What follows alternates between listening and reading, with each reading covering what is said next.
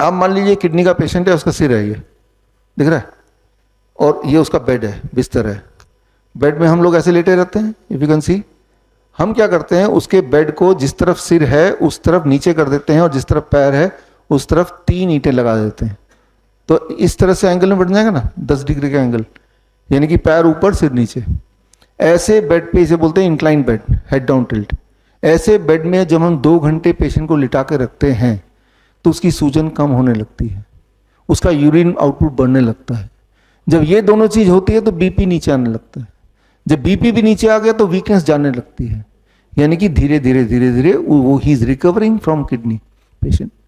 तो यहां पे हमने क्या किया, अभी जब मैं खड़ा हूं, ग्रेविटी हार्ट के ऑपोजिट ब्लड को खींच रहा है ना, नीचे की तरफ, हार्ट ग्रेविटी के ऑपोजिट ऊपर की तरफ।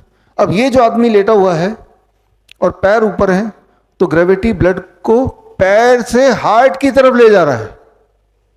आप समझ रहे हैं, यहां पे gravity is taking the blood away from the heart, but इस कॉन्टेक्स्ट में gravity is taking the blood towards the heart.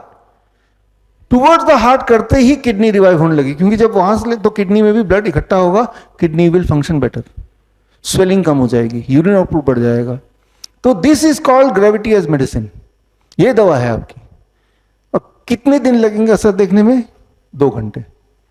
कैसे पता चलेगा असर आया कि नहीं? 2 घंटे बाद अपना देखिए स्वेलिंग कम हुआ कि नहीं, उस दिन का यूरिन आउटपुट मेजर कर लीजिए, कम हुआ कि नहीं, उस दिन का बीपी मेजर कर लीजिए, पहले से कम हुआ कि नहीं।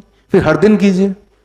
15-20 दिन हो सकता है, जो इनिशियल किडनी फेलियर पेशेंट्स होते हैं 15-20 दिन में दे आर कंप्लीटली सारे सिम्टम गायब हो गए। अब मत कीजिए, बंद कर दीजिए करना।